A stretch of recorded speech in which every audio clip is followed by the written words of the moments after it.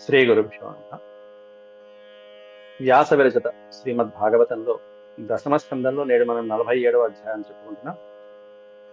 ఈ అధ్యాయంలో నేడు చెప్పుకోబోయేటువంటి అంశం ఏంటంటే, ఉద్ధవుడు స్వామి యొక్క సందేశాన్ని వినిపించిన తర్వాత, అద్భుతమైనటువంటి వేదాంత ప్రవచనాన్ని అందించిన తర్వాత, గోపికలు ఆయన యొక్క అద్భుతమైనటువంటి ఆ సందేశానికి ఇంకాస్త ముగ్ధులైపోయి స్వామిని ఇంకా చూడాలనిపించింది.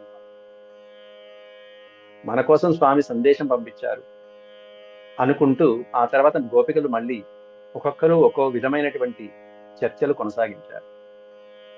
మన కోసం తప్పకుండా వస్తాడని ఒకరు, ఇంకెందుకు వస్తాడులేమ్మా, అక్కడే ఉంటాడు అని చెప్పి ఇంకొందరు, ఈ విధమైనటువంటి చర్చలతో వస్తాడో రాడో అనుకుంటూ మరికొందరు ఈ గోపికల యొక్క మనోభావాలని వర్ణించారు వ్యాసుడు వారు ఈ అధ్యాయంలో.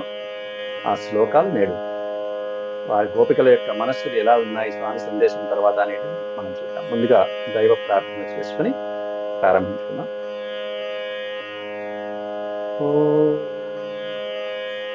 శుక్లాంబరధరం విష్ణుం శశివర్ణం చతుర్భుజం ప్రసన్నవదనం ధ్యాయేత్ సర్వవిఘ్నోపశాంతయే. వ్యాసం వసిష్ఠనప్తారం శక్తేః పౌత్రమకల్మషం పరాశరాత్మజం వందే సుఖతాతం తపోనిధిం.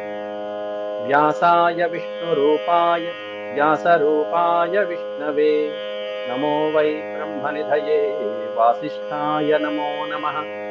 నారాయణం నమస్కృత్య నరం చైవ నరోత్తమం దేవీం సరస్వతీం వ్యాసం తతో జయముదీరయేత్.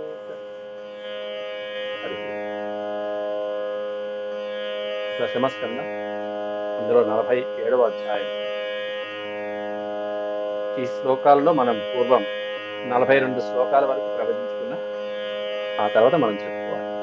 అపి స్మరతి నః సాధో గోవింద ప్రస్తుతే క్వచిత్ గోష్ఠీ మధ్యే పురస్త్రీణాం గ్రామ్యా స్వైర కథాంతరే అంటూ గోపికలు, ఏమయ్యా ఉద్ధవ, కథాంతరే ప్రసంగాల మధ్యలో ఎప్పుడైనా మా గురించి ఆయన గుర్తు చేసుకుంటున్నాడా లేదా అంటూ అడుగుతున్నారా. గోవిందుడు ఆ నగర భామిల మధ్యలో వాళ్ళతో మాట్లాడుతున్నప్పుడు కానీ, ఆ మధురాపురంలో ఉండేటువంటి స్త్రీలతో సంభాషిస్తున్నప్పుడు కానీ, పురస్త్రీణాం గోష్ఠీ మధ్య, గోష్ఠి అంటే చర్చ, వాళ్ళతో చర్చిస్తున్నప్పుడు, ఆ మధురాపుర స్త్రీలతో మాట్లాడుతున్నప్పుడు కానీ, గ్రామాలలో నివసిస్తున్నటువంటి మా యొక్క ప్రస్తావన, స్వైర కథాంతరే మా యొక్క వచనములు ఎప్పుడైనా ఆయన స్మరిస్తున్నాడా? స్మరతి నః గోవింద స్మరతి నః, మమ్మల్ని స్మరిస్తున్నాడా ఎప్పుడైనా ఆయన్ను అని చెప్పి ఆతృతగా అడుగుతున్నారు. మరొక గోపిక అడుగుతుంది అక్కడ, ఏమనంటే, మేము స్వామితో గడిపినటువంటి చక్కటి మధురమైనటువంటి ఆ వెన్నెల రాత్రుల్ని స్మరిస్తున్నాడా అంటూ మరొక గోపిక సంభాషిస్తుంది. తా కిం నిశా స్మరతి యాసు తదా ప్రియాభిః బృందావనే కుముదకుంద శశాంకరం ఏ రేమే వనచ్చరణ నూపుర రాసగోస్త్యాం అస్మాభిరీడిత మనోజ్ఞ కథః కదాచిత్. తాహ కిం నిశా స్మరతి, నిశా అంటే రాత్రి, తాహ నిశా అంటే ఆ రాత్రులు. ఏ రాత్రులు మనం డాష్ పెట్టుకోవాలి, ఫిల్ ద బ్లాంక్స్ పెట్టుకోవాలి. తాహ నిశా అంటే ఆ శరత్ పెన్నెలలో మేము గడిపినటువంటి, కృష్ణ పరమాత్మతో మేము గడిపినటువంటి ఆ మధురమైనటువంటి రాత్రుల్ని నిశాహ స్మరతి. యాసు తదా ప్రియాభి, ప్రియాభి అనేది బహువచనం, ప్రియురాండ్రులతో కూడుకుని, మా గోపికా జనములతో కూడుకుని,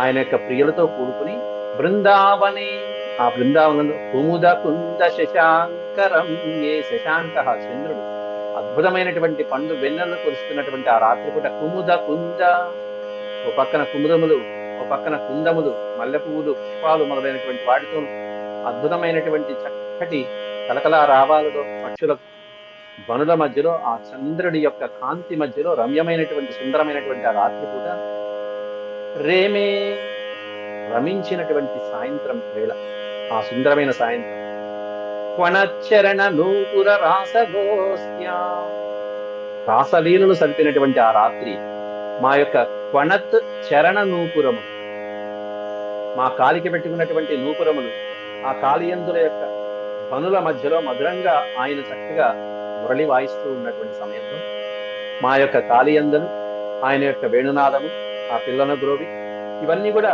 చక్కగా పనుల విందుగా వీణుల విందుగా ఉన్నటువంటి ఆ సమయంలో మేము ఆ స్వామితో కూడి నాట్యం చేశాము, ఆడాము, పాడాము, హాయిగా ఆనందంగా ఉన్నాము.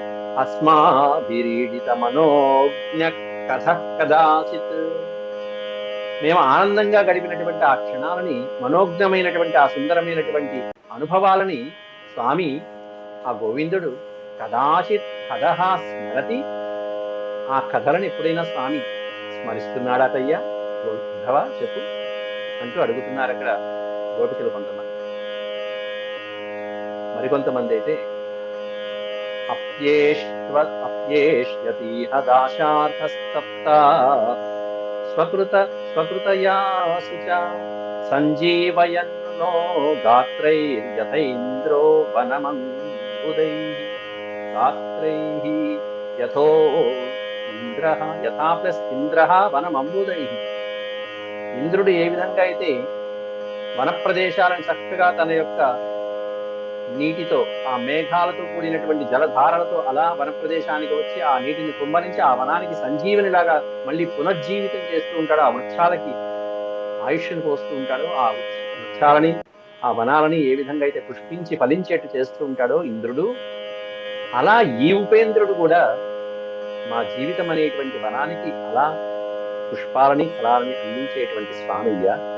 యథేంద్రో వనం అంబుదై, అంబుదహ, అంబు అంటే నీరు, అంబుదై అంటే నీటిని ధరించినటువంటి మేఘముల చేత. ఆ మేఘముల చేత, మేఘాల యొక్క పంక్తుల చేత ఇంద్రుడు ఏ విధంగా ఆ వన సంరక్షణ చేస్తూ ఉంటాడో, వృక్షాలకి కావలసిన నీటిని ఆ జలధారలు కురిస్తూ ఉంటాడు, అట్లా ఓ ఉద్ధవ మేము కృష్ణుని యొక్క ప్రేమలో మునిగిపోయి ఆ విరహాగ్నిలో తపించిపోతున్నామయ్యా. అట్లాంటి ఆ వేడిని పోగొట్టాలి అంటే, ఆ పరితాపం చల్లారాలంటే శ్రీకృష్ణ పరమాత్ముని యొక్క సుఖకరమైనటువంటి కరస్పర్శ మాత్రమే కావాలి. ఇంద్రుడు ఏ విధంగా నీటితో వనాన్ని సంరక్షిస్తూ ఉంటాడో, శ్రీకృష్ణుని యొక్క కరామృతం అనేటువంటి జల్లుల చేత మేము మా తాపాన్ని తీర్చుకుంటాం. అపి ఏష అప్యేష్యతీహ, ఏష్యతి అనే పదం చూసారా దీంట్లో? ఏష్యతి అంటే వస్తాడా, ఆ కృష్ణుడు వస్తాడా? ఏష్యతి అంటే రమ్మని, వస్తాడా అని అడగడానికి ఏష్యతి వా. అపి ఏష్యతి ఇహ అనే పదంలో 3 పదాలు ఉన్నాయి.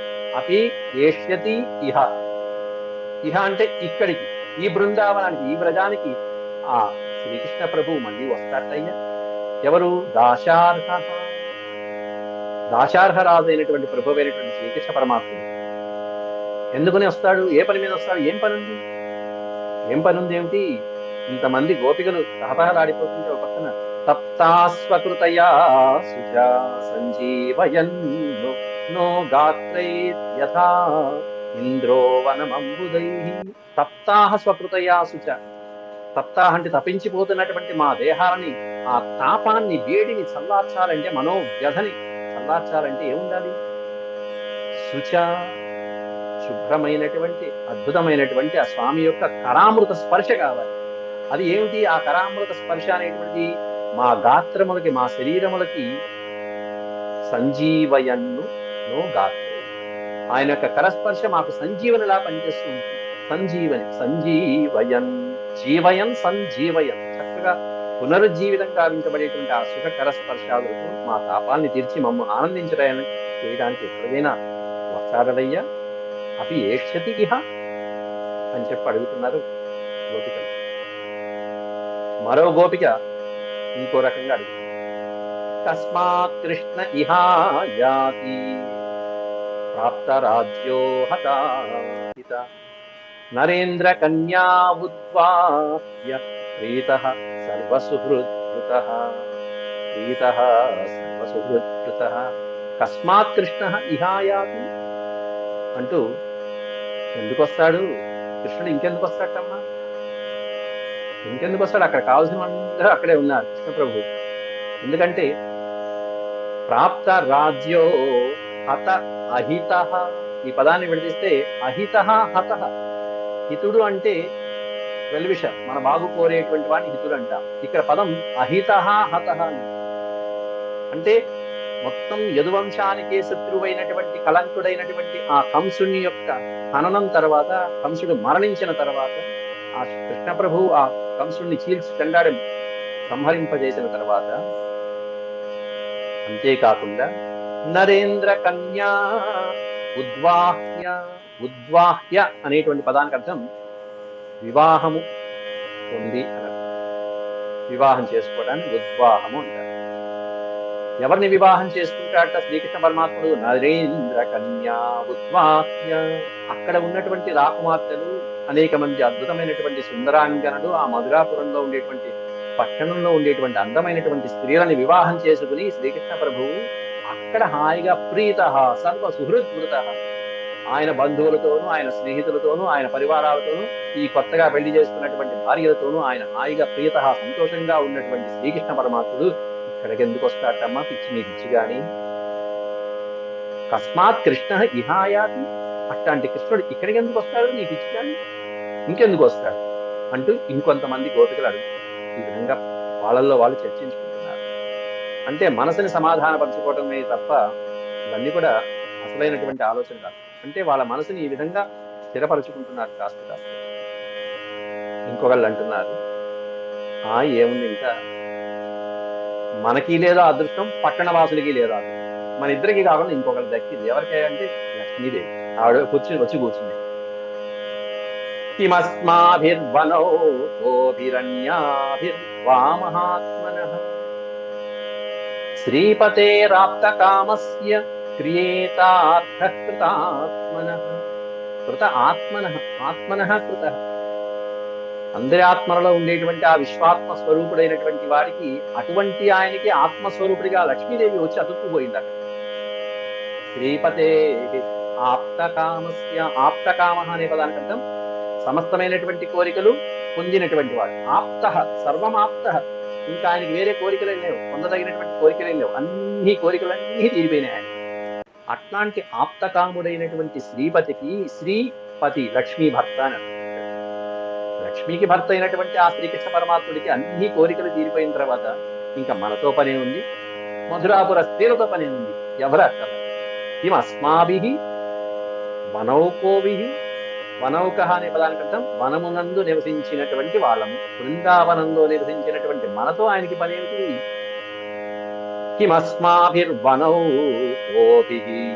అన్యాభిః, అన్యాభిః అనే పదానికి అర్థం ఇటు బృందావనంలో ఉన్నటువంటి మనము, అన్యులు అంటే ఇతర స్త్రీలైనటువంటి ఆ నగరంలో మధురాపురంలో ఉన్నటువంటి అన్య స్త్రీలతోనూ మహాత్ముడైన పరమాత్ముడికి పనేమిటమ్మా? కిం అస్మాభిః, కిం అస్మాభిః అనే పదానికి కిం అంటే ఏం పని, మనతో ఏం పని, ఇంకా మనతో పని ఉందిలే అమ్మా అని చెప్పి అనుకోవటం అక్కడ. ఎందుకంటే మనతో కానీ, ఆ రాజకుమార్తెలు కానీ, ఇంకా గోపవృతులతో కానీ ఎక్కడ ఎవరికి కూడా ఆయనకి పనేమీ లేదు. అంటే ఏ లోటు రాకుండా చూసుకోవడానికి ఆయనకి దగ్గరే ఆ వక్షస్థలం మీద లక్ష్మీదేవి నివసిస్తూ ఉంటే ఇక మనతో పనే ఉంటుంది అని చెప్పి అనుకుంటున్నారు. కొంతమంది ఏమన్నా ఎప్పుడు వస్తారా అని, కొంతమంది ఏమన్నా అసలు రాళ్లే మన దగ్గరికి ఎందుకు వస్తారులే అని, కొంతమంది ఏమన్నా అక్కడ హాయిగా సుఖంగా ఉంటాడు అక్కడే పెళ్లి చేసుకుంటారని కొంతమంది. అలా ఇలా కాదు, లక్ష్మీదేవి ఉంటే రాడు కదా అని చెప్పి ఈ విధంగా సమాధానపరుచుకుంటున్నారు వాళ్ళ మనసుని. అంతేకాకుండా మధ్యలో వీళ్ళ యొక్క మాటల మధ్యలో ఒక వ్యక్తిని తీసుకొచ్చారు. పరం సౌఖ్యం వినైసార్యం స్వైరిణ్యప్యాహ పింగళ. పింగళ అనేటువంటి ఒక స్త్రీ ఇంతకుముందే చెప్పింది, ఎవరిని నమ్మకూడదు, దేని మీద ఆశ పెట్టుకోకండి, పెద్దగా ఆశ పెట్టుకోకండి అని చెప్పి మనకి చెప్పింది, బోధించింది. అయినా మనం వినట్ల, కృష్ణుడి మీదే ఆశపడుతున్నాం. నైరాశ్యము అంటే ఆశని విడిచిపెట్టుట, ఆశ లేకుండా ఉండటమే నైరాశ్యం, నిరాశ.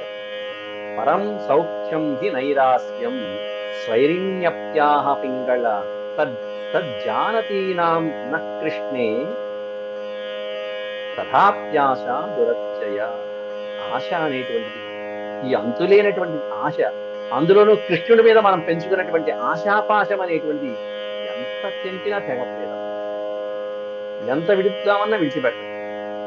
అట్లాంటి పాశం బంధం అలా పెనవెసుకుపోయింది అంటూ ఆ పింగళ అనేటువంటి ఒక స్త్రీ గురించి చెప్తున్నారు ఇక్కడ. ఎవరావిడ అంటే స్వైరిణ్య. స్వైరిణ్య అంటే స్వేచ్ఛా సంచారం కలిగినటువంటి స్త్రీని స్వైరిణ్య అంటారు. స్వేచ్ఛా సంచారం అంటే తన ఇష్టం వచ్చినట్టు సంచరించగలిగినటువంటి స్త్రీ, అట్లాంటి ఒక స్త్రీ. అటువంటి స్త్రీ పింగళ అనేటువంటి పేరు కలిగినటువంటి ఆవిడ మనకి చెప్పింది కదా, పరం సౌఖ్యం హి నైరాశ్యం, దేని మీద ఆశ పెట్టుకోకుండా ఉండటం అనేటువంటిది పరమ సుఖానికి ఉత్తమమైనటువంటి మార్గం అనేటువంటిది. అట్లాంటి చాలా మంది ఒక్కోసారి ఇక్కడ స్వైరిణ్య అనేటువంటి పదం వాడారు, కానీ మనకి భావనలో కూడా వేశ్యలని ఇచ్చారు. ఒక్కోసారి ఆ పాత్రల నుంచి కూడా మంచి మంచి మాటలు పలికేటువంటి వైరాగ్యభరితమైనటువంటి పాటలు కవులు ఉద్దేశించి రచించారు. ఇక్కడ వ్యాసుడు కూడా అది ప్రస్తావించాడంటే చూడండి. దీన్నే గురజాడ వారి కన్యాశుల్కం నాటకంలో కూడా ఒక వేశ్య పాత్రను అడ్డం పెట్టుకుని కన్యాశుల్కం అనేటువంటి నాటకంలో కూడా అద్భుతంగా రచించారు. మధురవాణి అనేటువంటి పేరుతో ఎన్నో ప్రాంతాలలో ప్రపంచ దేశాలలో కూడా ఆ నాటకాన్ని ప్రదర్శించి ఉత్తమమైనటువంటి బహుమతులు కూడా పొందారు. ఆమె కూడా అందులో ఉత్తమమైనటువంటి పాత్రని చూపించినటువంటి ఘట్టాలు ఉన్నాయి కొన్ని ప్రాంతాలు. కాబట్టి అటువంటి వేశ్య అయినటువంటి ఆమె కూడా దేనికి ఆశపడకుండా ఉండడమే పరమ సుఖము అని కూడా చెప్పింది.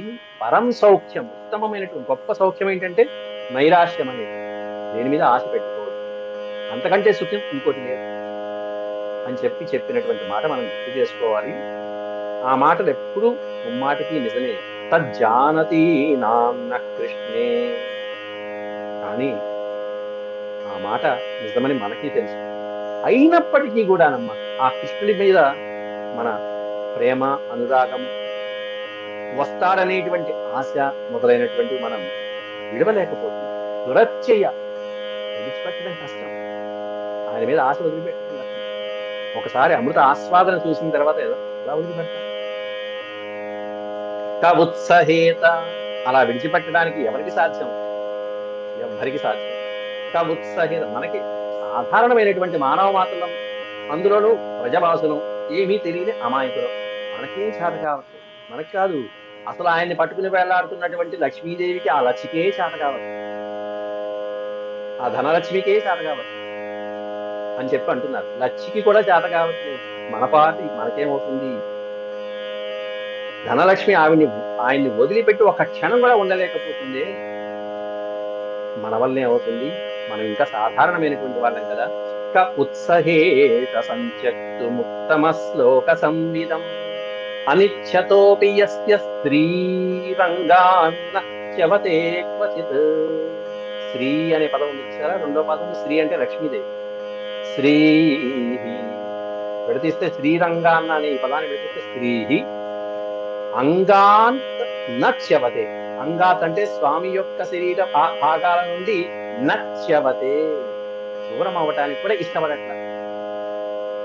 ఎన్ని సందర్భాల్లో స్వామి తప్పించుకుని తిరుగుతున్నాడు, ఆమెని తప్పించుకుని. లక్ష్మీదేవి కూడా చెప్పకుండా ఎన్ని సందర్భాల్లో స్వామి పరిగెత్తుకుంటూ వెళ్ళిపోయాడు. అవన్నీ మనకు తెలిసినటువంటి ఘట్టాలేగా. సిరికించెప్పడు శంఖ చక్రయుగమం చేదో ఈ సంధింపడే పరివారం చీరడభ్రగపతి పన్నింపడా కర్ణికాంతరత్వం మిల్లము చక్కనొత్తడు శ్రీ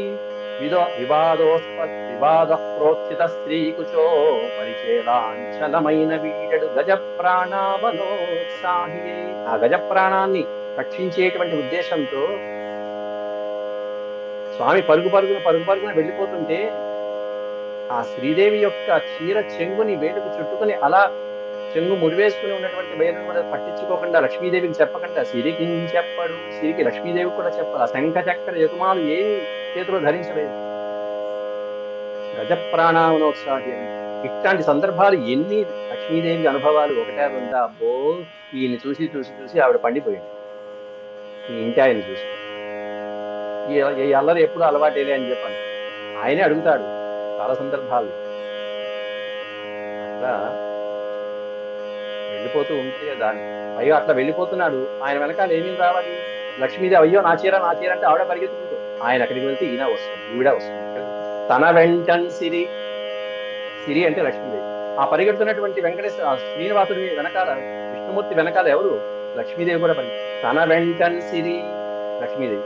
ఆ లక్ష్మీదేవి వెనకాల లచ్చి వెంట నవరోధ్రవపాతమున్ దాని వెనుకన్ పక్షి ఇంద్రుడు దాని పాతం అను కౌమోదకి శంఖ చక్ర వికాయంబు వారండు భజనీకాంతుండు రావచ్చి రొయ్యన వైకుంఠంబువం కలువగారాబాల గోపాలము. ఒక్కొక్కళ్ళు లక్ష్మీదేవి పరిగెత్తుకుంటూ వెళ్తుంటే తర్వాత వెనకాల శంఖచక్రాదులు, తర్వాత పార్షదులు, దేవిజయులు వీళ్ళందరూ పరిగెత్తుకుంటూ కౌమోదికి శంఖము చక్రం ఈ వైకుంఠంలో ఉన్న వాళ్ళందరూ పులోమని పరిగెత్తారు. అందరూ వరుసగా ఆయన వెంట. ఎక్కడికి వెళ్తున్నాడో తెలియదు, ఎందుకు వెళ్తున్నాడో తెలియదు, పరిగెడుతున్నాడు, ఆయన పరిగెడుతున్నాడు, వీళ్ళు పరిగెడుతున్నారు. కాబట్టి లక్ష్మీదేవి పని ఏంటి అంటే ఎల్లవేళలా ఆయన వెనకాల ఉండటమే పని, అంతే. ఇది ఇల్లాల యొక్క బాధ్యత.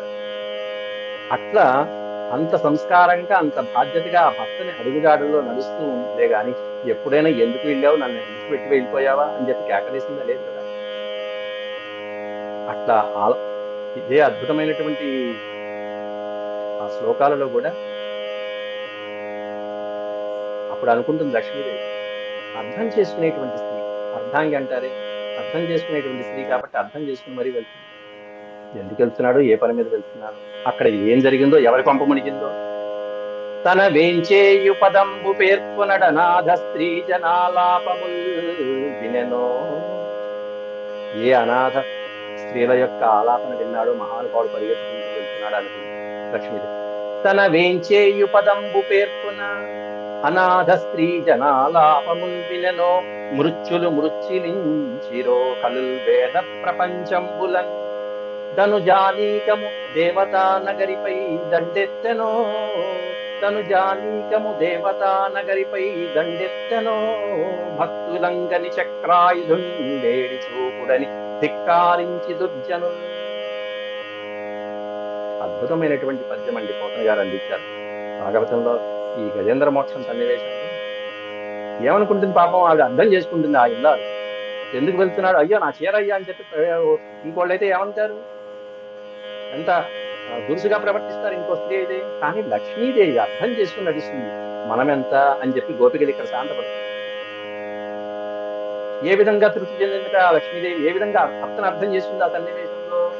ఏ దిక్కులేనటువంటి స్త్రీల యొక్క దీనాలాపం విన్నాడో. ఏం విన్నాడండి ఈ మహానుభావుడు ఇప్పటిదాకా? ద్రౌపదీదేవి యొక్క ఆర్తనాదం వినంగానే పరుగు పరుగున వచ్చి ఆమెకు ఆ చక్కటి వలువలని అందించి మానాన్ని కాపాడిన సంఘటన గుర్తు చేస్తుంది లక్ష్మీదేవి. కాబట్టి దిక్కులేని ఏ స్త్రీ దీనాలాపన విన్నాడో కదా అలా పరిగెత్తుకుంటూ వెళ్ళిపోతున్నాడు. అంతేకాకుండా మృత్యులించిరో కలుల్ వేద ప్రపంచంబులన్. దుర్మార్గులైనటువంటి దొంగలు ఎవరు, ఏ వేదాలను అపహరించారో, ఎప్పుడు వేదాలను అపహరించారు, ఆ హిరణ్యాక్షులు లాంటి వాళ్ళు అనుకుంటూ. ధనుజానీకము దేవతా నగరిపై దండెత్తనో. దేవతా నగరి అంటే అమరావతి. ఆ ఇంద్రుడి పట్టణమైనటువంటి అమరావతిపై, ఏ రాజధానిపై అమరావతిపై ఏ రాక్షసులు దండెత్తి వచ్చాడో పాపం ఆవిడని రక్షించడానికి, దేవేంద్రుడిని రక్షించడానికి పరిగెడుతున్నాడు ఈ మహానుభావుడు. కాబట్టి ఇంకొంతమంది అడుగుతూ ఉంటారు, ఎవరు, భక్తులంగని చక్రాయుధుండేడి. కొంతమంది భక్తులు అడుగుతూ ఉంటారు, ఎక్కడ ఆ చక్రాయుధుడు చూపించు చూపించు చూపించు అని భక్తులను అడుగుతూ ఉంటారు కొంతమంది. అంటే ఎవరు భక్తులను ఎవరు అడిగారు, ఏది చూపించండి చూపించండి అని? హిరణ్యకశిపుడు. ఆ నరసింహస్వామి అవతారంలో ఈ స్తంభంలో ఉన్నాడా, ఈ గదిలో ఉన్నాడా, ఇక్కడ ఉన్నాడా అని చెప్పి భక్తులను అడుగుతూ ఉంటారు, కొంతమంది ప్రశ్నిస్తూ ఉంటారు. ఏది నువ్వు కొలుస్తున్న ఆరాధిస్తున్నటువంటి శ్రీహరిని చూపించు అంటారు. భక్తులంగని చక్రాయుధుండేడని చూపుడని ధిక్కారించిలో దుర్జనులైనటువంటి వాళ్ళు, ఆ నాస్తికులైనటువంటి వాళ్ళు, శ్రీహరి ద్వేషులైనటువంటి వాళ్ళు, ఈశ్వర ద్వేషులైనటువంటి వాళ్ళు ఎవరు ఏ భక్తుల్ని నిలదీశారో కదా, ఈయన పరిగెత్తుకుంటూ వెళ్తున్నాడు ఆరాధించినటువంటి వాళ్ళని రక్షించడానికి అంటూ అర్థం చేసుకున్నటువంటి ఇల్లాలుగా శ్రీదేవి అక్కడ గోపికలు స్మరించుకుంటూ. కాబట్టి అటువంటి శ్రీదేవే అర్థం చేసుకుని ఉన్నదే శ్రీరంగా నత్యవతే అనే పదం పెట్టారు. అందుకనే ఆ లక్ష్మీదేవి ఆయన యొక్క శరీర భాగం నుంచి అక్కడి నుంచి కదలను కూడా కదల్లా, ఒక అంగుళం కూడా అక్కడి నుంచి కదలా, హృదయస్థానాన్ని పట్టుకుని అలాగే చెవతే. అట్లాంటిది కహ ఉత్సహేత సంచక్తుముత్తమ శ్లోక ఇట్లాంటి గుణవంతుడైనటువంటి ఉత్తమ శ్లోక సంవిధుల్ని, ఉత్తమ గుణకీర్తుడైనటువంటి ఆ మహాప్రభువుని కహ ఉత్సహేత సంచక్తం, చక్తం అనే పదం ఉంది. చక్తం అంటే విడుచుటకు, విడిచిపెట్టడానికి. అట్లాంటి ప్రభువుని విడిచిపెట్టడానికి ఎవరు పూనుకుంటారు? ఎవరు ఉత్సహిస్తారు? ఎవరు ఉత్సాహం చూపిస్తారు? ఎవరు పూనుకుంటారు? కాబట్టి ఆవిడికే చాలు. కాబట్టి మనం ఎట్లా విడిచిపెడతాము? శ్రీ లక్ష్మీదేవి విడిచిపెట్టదా. కాబట్టి మనం సాధారణం అని చెప్పి వాళ్ళల్లో వాళ్ళు ఎంత చక్కగా అనుకుంటున్నారు లక్ష్మీదేవితో పోల్చుకుంటారు. ఆవిడని గొప్పగా కీర్తిస్తున్నారు ఓ పక్కన, కానీ మనం సాధారణమే. అలా సరిచ్చేలవనో దేశాగావో వేణురవాయిని సంకర్షణ సహాయేన కృష్ణేన చరితా ప్రభో. అంతేకాకుండా ఆ యమునా నదీ తీరాలలో అద్భుతంగా ఆ బలరాముడితో పాటు చేసినటువంటి శ్రీకృష్ణ ప్రభు యొక్క చరిత్రలు ఏవైతే ఉన్నాయో ఆ లీలల్ని గుర్తు చేసుకుంటున్నాడా స్వామి ఎప్పుడన్నా అని చెప్పి అడుగుతున్నారు అక్కడ. ఓ ఉద్ధవ, మహానుభావ, మహాశయ, సరిత్. సరిత్ అంటే నది. ఏమి నది ఉంది అక్కడ అంటే యమునా నదీ తీరంలో, చేల అంటే తీరమునందు, ఆ యమునా నదీ తీరంలో ఆ వనోద్దేశాలలో, ఆ బృందావన వన ప్రదేశాలలో గావో వేణురవాయిని చక్కటి ఆవుల్ని మేపుతూ, ఆ దూడల్ని కాస్తూ, ఆ సహోదరులైన సేవకులతో పాటుగా, బృందావన బ్రజవాసులైన గోపాలతో పాటుగా, సహచరులతో పాటుగా, స్నేహితులతో పాటుగా వేణు రవ పిల్లన గురోవి ఊదుతూ ఆనందంగా ఊయలూగుతున్న ఆనందిస్తున్నటువంటి సంకర్షణ సహాయేన కృష్ణేన, బలరాముడి సహాయంగా ఉన్నటువంటి శ్రీకృష్ణుడు, బలరాముడితో కూడి గోపాలకులతో కూడి మధురమైనటువంటి రోజులు గడిపినటువంటి ఆ బాల్య చరిత్రలన్నీ కూడా చరితా ప్రభో. అటువంటి ఆ చరిత్రలన్నీ స్వామి ఎప్పుడన్నా గుర్తు చేసుకుంటున్నారయ్యా మహానుభావ ఉద్ధవ అని గోపికలు అడుగుతున్నారు. అంతేకాకుండా పునః పునః స్మారయంతి నందగోపసుతం బత, పునః పునః స్మారయంతి నందగోపసుతం బత శ్రీనికేతైస్తత్పదకైర్ విస్మర్తుం నైవ శక్నుమః. మా వల్ల కాదు విస్మరించడం అని చెప్పేస్తున్నారు కళాఖండిగా. కృష్ణుణ్ణి విడిచిపెట్టడము, కృష్ణుణ్ణి మరిచిపోవడం నైవ శక్నుమః, మాకు అసాధ్యము. శక్నుమః అంటే సాధ్యం, పక్కన నైవ అనే పదం పెట్టారు కాబట్టి మా వల్ల కాదు, మాకు అసాధ్యం. పైగా పునః పునః స్మారయంతి, ఆ నందగోప కుమారుడైనటువంటి నందగోప కుమారుడైనటువంటి శ్రీకృష్ణ ప్రభువుని పునః పునః మళ్ళీ మళ్ళీ మళ్ళీ మళ్ళీ స్మరిస్తూనే ఉంటాం. ఎంత అద్భుతమైనటువంటి లీలలు. ఆ కృష్ణానుగ్రహంతో పవిత్రమైనటువంటి నదులు మొదలైనటువంటివన్నీ చూసినప్పుడల్లా, ఆ కృష్ణుడితో తిరిగినటువంటి ఆ ప్రదేశాలన్నీ కూడా గుర్తొచ్చినప్పుడల్లా, ఆ యశోదాదేవికి ముద్దుల పట్టి అయినటువంటి కృష్ణుడు మాకు గుర్తొస్తూనే ఉంటాడు.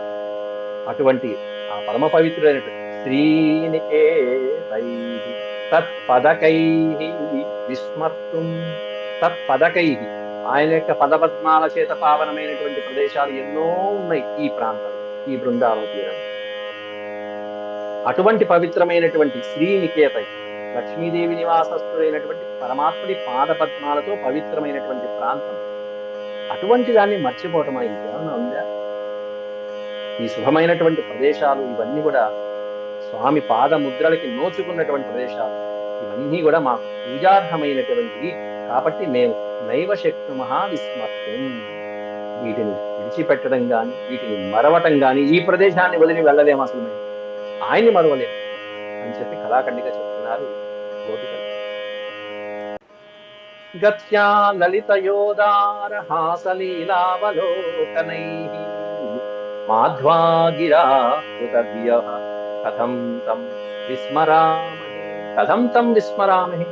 తమ్ అంటే అతడిని, ఆ కృష్ణుణ్ణి కథం విస్మరామహే, మేమెలా మర్చిపోతామయ్యా. ఆయన యొక్క అందమైనటువంటి గత్యా లలితయో, అందమైనటువంటి నడకలు, అద్భుతమైనటువంటి ఆ గజగమనంతో నడిచేటువంటి ఇంపైనటువంటి ఆ నడకలు, మురిపించేటువంటి దరహాసములు, ఉదారహాస ఉదారహాస లీలావలోకనై.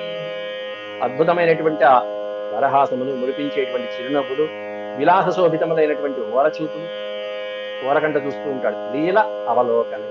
అవలోకనం అంటే చూపు. లీలగా ఓరకంటగా చూస్తూ ఉంటాడు అందంగా. అట్లాంటి ఆ చూపులు. మగ్నముద్ధర్త, ఇక్కడ మాధ్వాగిరా హృదిత కృతధియ అని ఇచ్చారు. పుస్తకంలోనే ఉన్న మగ్నముద్ధర గోవింద మాధ్వాగిర అదే మాధ్వాగిరా హృతధియ కథం తం విస్మరామహే. అంతేకాకుండా గిర అనే పదానికి అర్థం వచనములు, వాక్కులు. ఎటువంటి వాక్కులు? మాధ్వ్య మాధ్వ్య మాధ్వ్యాగిర అంటే మధురమైనటువంటి వాక్కులు. మాధ్వ్యాగిర కృతధియ, ధి అంటే బుద్ధి, కృతధియ అంటే మా యొక్క బుద్ధిని అపహరించినటువంటి ఈ స్వామి యొక్క చేష్టలు, లీలలు, అందచందాలు మొదలైనటువంటివన్నీ కూడా మా మనసులు వశం తప్పేట్టు చేస్తున్నాయ్యా, మా చిత్తాన్ని రంజింపజేసే. కృతధియ అపహృత, హృత అంటే అపహృత, అపహరించేసే. మా బుద్ధిని, మా మనసుల్ని అపహరించినటువంటి ఆ స్వామి యొక్క లీలలు. అట్లాంటి మనసులు కలిగినటువంటి మేము ఇప్పుడు వదిలిపెట్టమంటే ఎలా? కథం తం విస్మరామహి, ఆయన్ని విడిచిపెట్టలేకుండా ఉన్నా. ఇక మా మనసులు మా వశంలో లేవు కాబట్టి మా ప్రియం తముణ్ణి శ్రీకృష్ణ పరమాత్ముని మేము మరిచిపోలేమయ్యా ఉద్ధవ. స్వామి ఎప్పుడు వస్తారో త్వరగా రమ్మని చెప్పు అన్నట్టుగా వేడుకుంటున్నారు. హే నాద హే రమానాథ ప్రజనాథార్తినాశన ముగ్ధముద్ధర గోవింద మగ్నముద్ధర గోవింద గోకులం రుచినార్ణవాత్. ఈ విధంగా పలికి గోపికలు ఆ కృష్ణ ప్రభువుని తమ దగ్గరే ఉన్నట్టుగా భావించుకుంటూ కృష్ణుడితో మాట్లాడుతున్నట్టుగా విన్నవించుకుంటున్నారు, విజ్ఞప్తి చేసుకుంటున్నారు, వినతి పత్రం సమర్పించుకుంటున్నారు. హే నాథ, హే ప్రాణనాథ, హే కృష్ణ శ్రీనాథ, హే రమానాథ, లక్ష్మీనాథుడైనటువంటి శ్రీ కృష్ణ ప్రభు. వ్రజనాథ అర్తినాశన, హే వ్రజనాథ అర్తినాశనం. ఆర్తినాశనం అంటే వ్రజనాథుల యొక్క ఆర్తిని నశింపచేసేటువంటి వాడు, తొలగించేవాడు.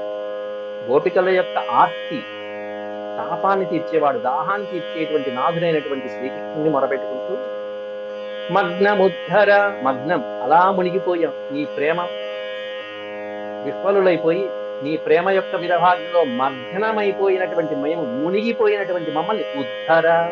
ఉద్ధర అంటే పైకి లేదు, అలా ఉద్ధరించిన, అలా మునిగిపోతున్నాం నీ ప్రేమం అనేటువంటి ఆ మరుగులో పడిపోయి. మగ్నముద్ధర గోవింద గోకులం రుచినార్ణవా. కాబట్టి ప్రభు శ్యామసుందర, ఈ విధంగా అనేక పర్యాయాలు మా కష్టాలని తొలగించి మమ్మల్ని ఉద్ధరించినటువంటివన్నీ జ్ఞాపకం చేసుకుంటున్నావయ్యా. కాబట్టి నీ మీదే ఈ విధంగా ఆశలు పెట్టుకున్నటువంటి మమ్మల్ని, అనంత దుఃఖ సాగరంలో మునిగిపోయి ఉన్నటువంటి మమ్మల్ని ఉద్ధరించు స్వామి. స్వయంగా వచ్చి ఈ స్థితి నుండి మమ్మల్ని అందరినీ కూడా తరింప చెయ్యి అని చెప్పి ఉద్ధరించమని ఉద్ధవుడి దగ్గర మొదలుపెట్టుకుంటున్నారు. వృజినార్ణవాత్, అర్ణవము అంటే సముద్రం. వృజినార్ణవాత్ అలా దుఃఖం అనేటువంటి సాగరంలో మునిగిపోతున్నాం. వృజినము దుఃఖం అనేటువంటి సాగరంలో మునిగిపోతున్న మమ్మల్ని తరింపచేయి, ఆదుకో కృష్ణ రావయ్య అంటూ వేడుకుంటున్నారు గోపికలు. ఈ విధంగా భ్రమర గీతల్లో గోపికలు మరొకసారి వాళ్ళ యొక్క బాధని తెలుసుకుంటూ ఉంటే సుఖయోగేంద్రుల వారు పరీక్షిత్ మహారాజుతో ఏమన్నాడు అనేటువంటి మరొక 10-15 శ్లోకాలు ఉన్నాయి. రేపటి పాఠంలో మనం ప్రవచించుకుందాం. అంతవరకు సరే. ఓం శాంతి శాంతి శాంతి. యదక్షరపదభ్రష్టం మాత్రాహీనం చ యద్భవేత్ తత్సర్వం క్షమ్యతాం దేవనారాయణ నమోస్తుతే. సర్వం శ్రీకృష్ణార్పణమస్తు. హరి ఓం.